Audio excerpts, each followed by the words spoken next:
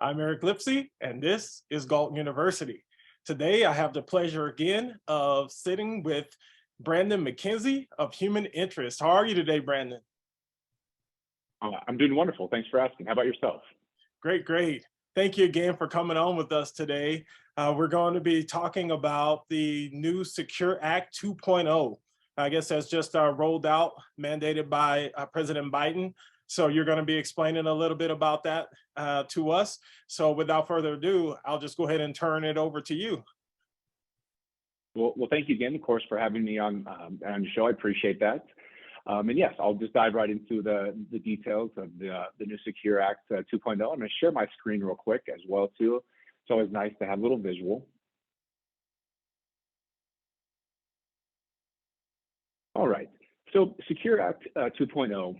And of course, again, thank you again for having me on here. And I'll circle back to my contact information after this, kind of after I present.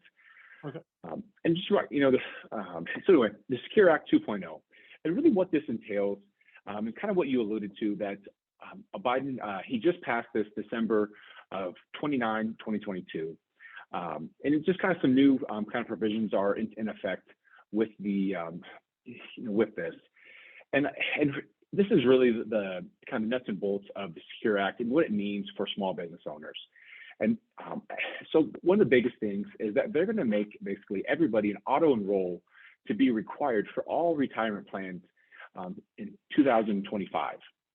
And with that being said, also auto enrolled will also be required for all plans that are launched after the Secure Act went into effect in December of 2022. So that means if you do not have a plan currently in place, they are going to be requiring you to then put auto enroll back on to those back onto those plans, even though in 2025 it's going to be mandated for all retirement plans to have the auto enroll. And just real quick, or kind of what that means is that they're going to require, when an employer does decide to, well, of course, they're going to have to offer a retirement plan, that it's going to be required for them to auto enroll. So that means employees will have to actually go and opt out of the plan if they did not want to basically enroll into a retirement plan. And that is something, I didn't create this, either did Human Interest, it is by the government made that kind of mandate with the auto enroll. And then at the end of the line, though, that is only going to help people save for retirement and retire with dignity, because everybody wants to retire at some point. Yes. So it really is a win. I'm not necessarily a huge fan of the government forcing it, but that's just kind of what this Secure Act 2.0 goes into effect. Yeah. And they are going to create some small incentives for businesses to keep also offering this. And then here's kind of a little more actually kind of the meat and cheese of the Secure 2.0 is that you're actually going to get double the tax credits. And so what this means is that if you have 50 employees or less and you don't currently offer a retirement plan now, and you start offering one this year and moving forward, they're actually going to pay basically 100% of your administrative costs for offering a retirement plan. And so that's just kind of, you can kind of see on the screen, is that they're going to give up to $5,000 per year for the first 3 years to offer a retirement plan. And so that's literally going to be basically 100% free for an employer to offer a retirement plan for the first 3 years. Yes, they will have to pay for it up front, but they're going to get these tax credits at the end of the year to completely offset that cost. And then if you do have 50 or more employees up to 100, you still get large tax credits, again, up to $5,000 a year for the first 3 years for the administration cost for it. And my next screen, I'm going to go into a little more details of making sense, giving a real life example, as well as then additional kind of new credits for employers that contribute, is that if you have 50 employees or less, you're going to receive tax credits up to $1,000 per employee for those making less than $1,000. And really what that means is that if an employer wants to match, because by the way, employers are not required to match their employees to the retirement plans.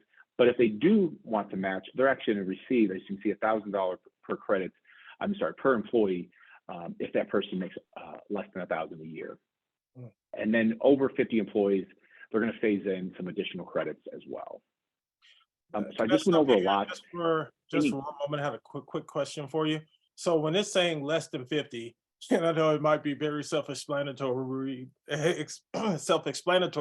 but just to make sure, when it's saying less than 50, that means if you have one employee, you're required to have a plan in place? So that's a great question. And with the current Colorado mandates, which I might go into a little bit more details Yeah. right after I explain the Secure 2.0, Okay. it's actually 5 employees or more. Okay. But I'm again, I'm not Nostradamus. I can't predict, but most likely the government is going to make it all the way down to 1 employee. They just Mhm. haven't phased that in yet. Gotcha. But answer your question, though, you can still get those tax credits, whether if you have 1 employee or up to 50 employees for that. So even if you're self-employed, you probably should just be planning ahead, expecting that this is coming down the pike and you're gonna have to have something in place for this. Absolutely, you are 100% correct. All right, I'll let you get back to it. Oh no, no. Do you have any other questions? Oh no, that was it. That was the only question I had. Okay. Perfect. Well, and then now with this is gonna be kind of an example on the screen now, kind of break it down. And I'm not going to kind of read this verbatim, but just as an example, let's say if you have 30 employees and you start a new retirement plan, a 401k, administration costs for a lot of companies are around 4,000, which I'm just going to throw that out there. Human interest, we're only $1,500 a month. I'm sorry, $1,500 a year for the plan, but an average 401k provider is about 4,000.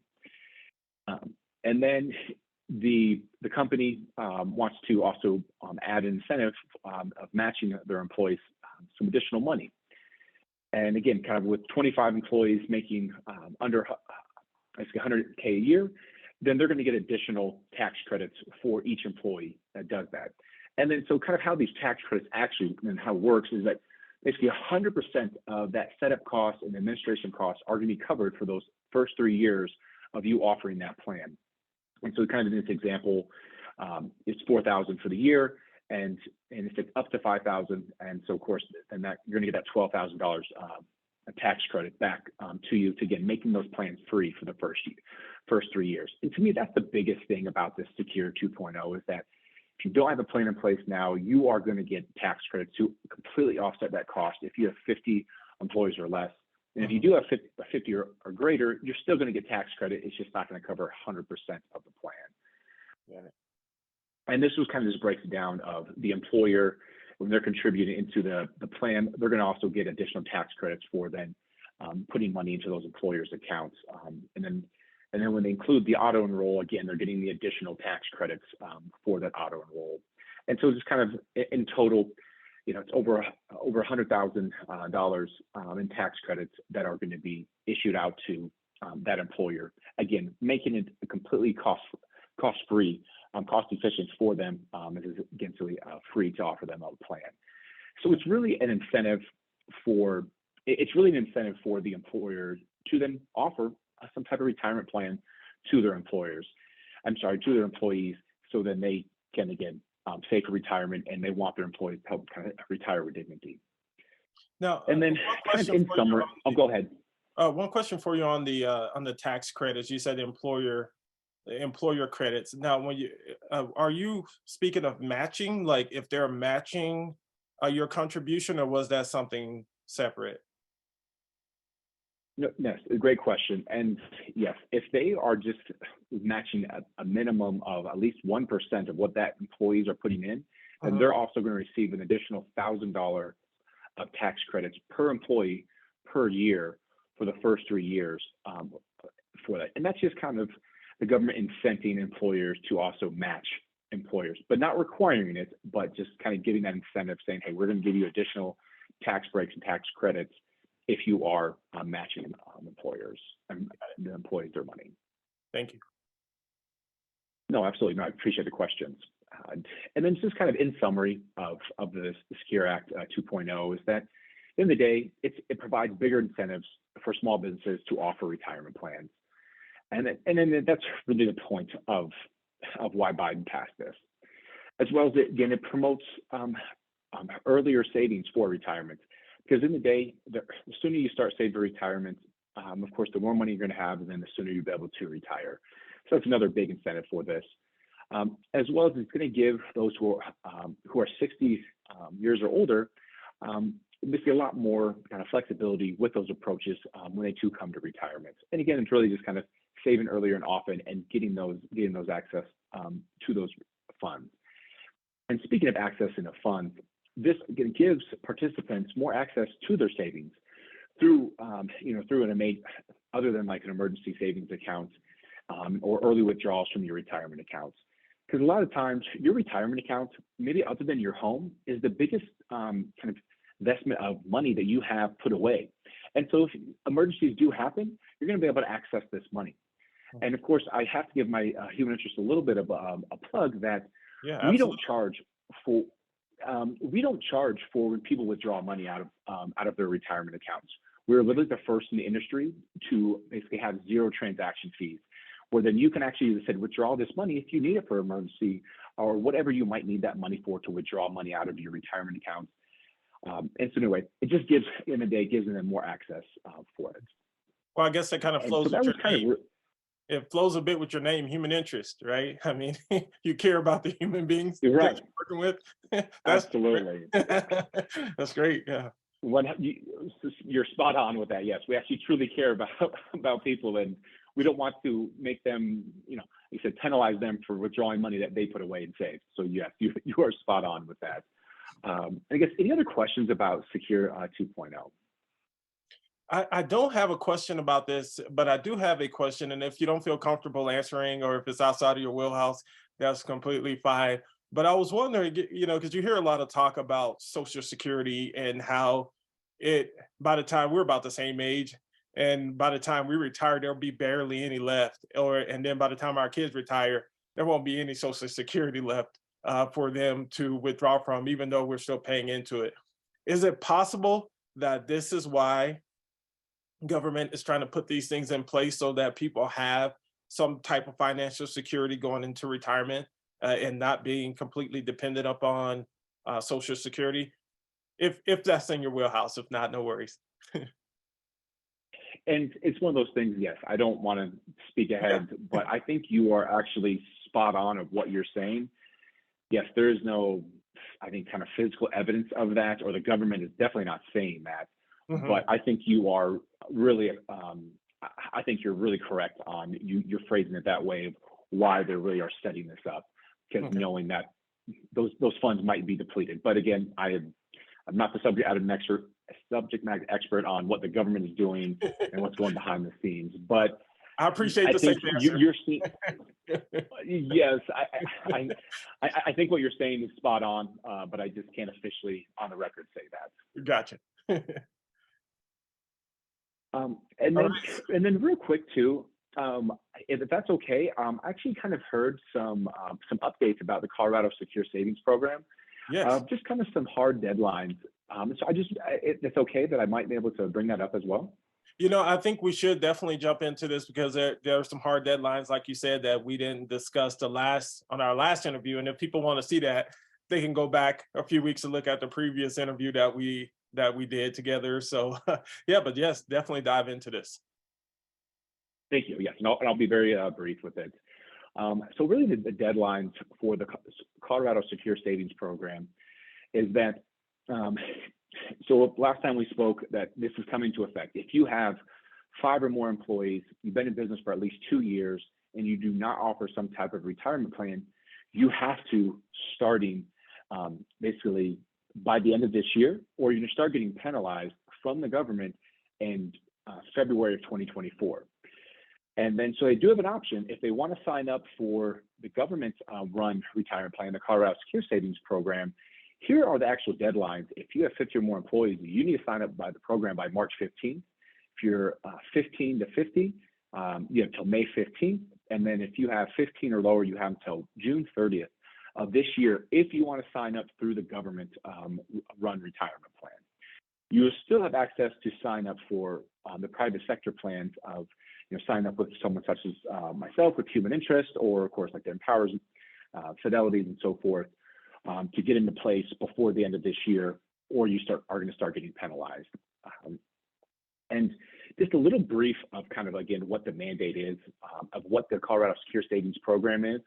is that all employees are going to be auto-enrolled into a Roth IRA plan, and it's a default of 5% of the payroll deduction.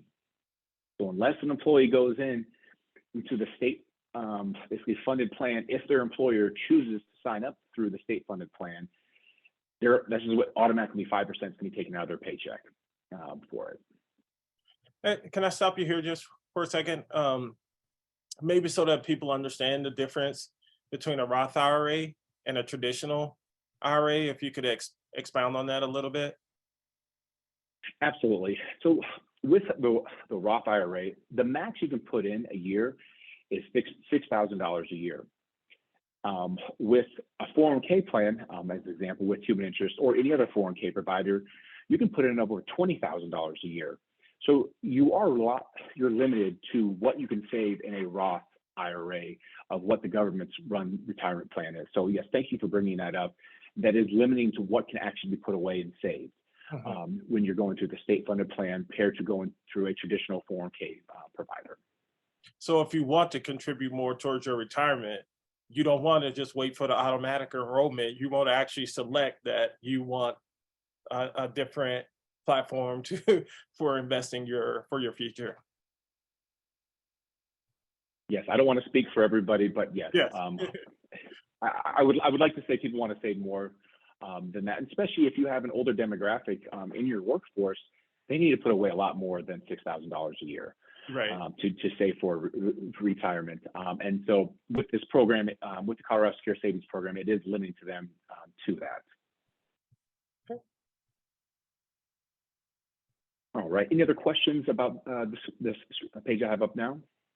No, I didn't have any other questions on that. No. Okay, perfect. And then just kind of real quick, if people do not comply with getting some type of retirement solution in place for their businesses, they're going to start receiving a $1,000 fine per year per employee, up to $5,000 a year. So that will be what the employers are going to be subject to if they do not get some type of plan in place before the end of this year. Gotcha. So you're going to be in the and then real quick, yes. And then just a little bit of what the Colorado Secure program applies to the administration responsibilities.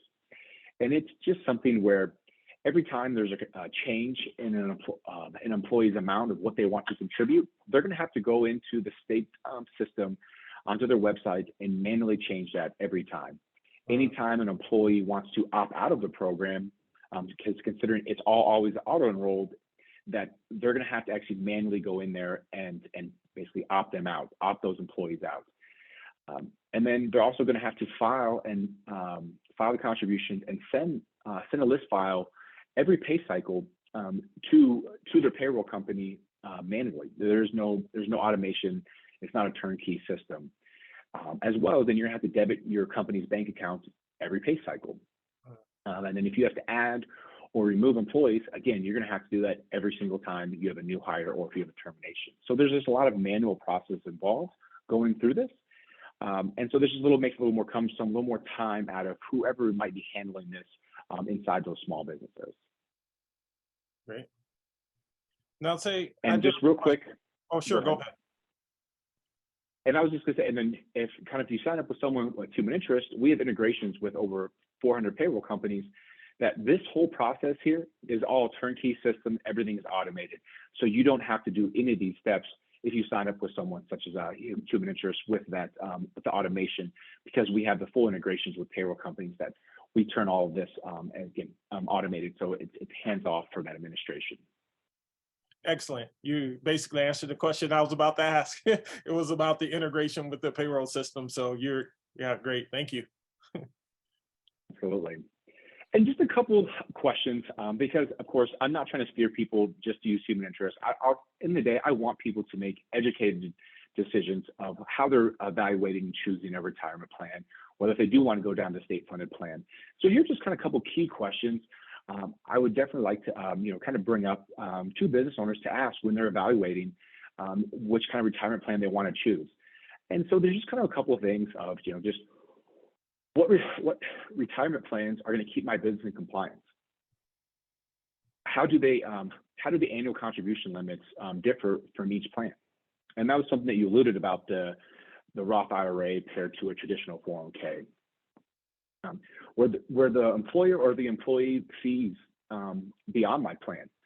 And kind of lightly, what we kind of brought up as well is that most retirement plans, if you withdraw money early, you're going to have penalties and you're going to have to pay fees on them. And again, that's something that Human Interest, we don't provide any transactional fees to do that.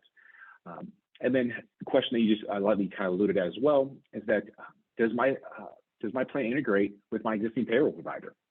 Well, none of the state program is not going to do that. That's going to be a manual upload. You're going to have to do that. And of course, again, just with other 401k providers, do they have those integrations? Again, to make that an automated system to make basically the administration side easier for having a retirement plan. And then it's kind of, and that's kind of goes back to, how much administration work is this going to take on to my team for doing this? And so these are just kind of some key questions when you are going out and evaluating companies out there for a retirement plan. Excellent. And of course, thank you so much. I really appreciate you interviewing me today and let me kind of go and provide education about the new Secure 2.0, as well as kind of the updates about the Colorado Secure Savings Program. Did you have any other questions for me? I do and I don't. But one of the questions, it's more of a opportunity, I guess, more so than a question, just so people may understand a little bit more about human interest. Maybe you could tell us a little bit about human interest and what you do with the organization so that when people are reaching out to you, they have a great understanding of, why they're reaching out and the importance of reaching out to you for help. Yeah. Well, thank you. I appreciate asking that question. And yes, at the end of the day, I am kind of more the point of contact at Human Interest, where people to come and kind of ask questions to, and I can help provide those questions. And then when they want more detailed questions, I'm going to pass them off to one of my amazing account executives who are going to go in more into the details of explaining about the mandate and how to stay compliant and how maybe what current payroll company they have, of how we have those integrations with. So I guess I'm just kind of that first line of defense for business owners or for partners of like CPAs, benefit brokers, or anybody who has a book of business of employers. I'm their point of contact you're going to reach out to, and I'm going to kind of help navigate help provide those education questions to their clients to make sure they are compliant, or if they just want to benchmark what they currently have in place. So at the end of the day, my role is just kind of be the face of Human Interest when I'm out there, out there in the field per se, how people call it, and get that point of contact to reach out to, and I'm going to help them kind of start that process of getting them up to speed with the mandates, and then how they potentially can make sure they're staying compliant, or if they want to benchmark what they currently have in place, that we can Human Interest, we're on average about 20-30% lower than most of our providers out there. And the reason for is that we are designed for the small to mid-sized companies. So we made it affordable. We kind of provide that Fortune 500 retirement solution, but affordable for those small to mid-sized companies. Outstanding. Well, thank you very much again, Brandon, for coming on to explain to us what the Secure Act 2.0 actually is, as well as the updates on the Colorado mandate. I really appreciate you taking the time with us today. Absolutely. Well, thank you again for having me on. It's a great honor to be on your show, and I appreciate it.